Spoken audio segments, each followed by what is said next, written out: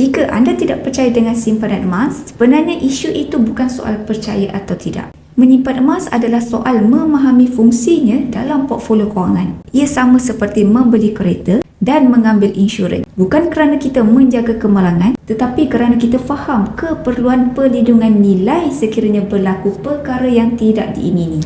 Persoalannya, apakah perlindungan nilai simpanan anda dalam sistem kewangan moden seperti bank, ASB, tabung haji, KWSP, fixed deposit atau saham jika berlaku kejatuhan sistem kewangan atau kemelesetan ekonomi?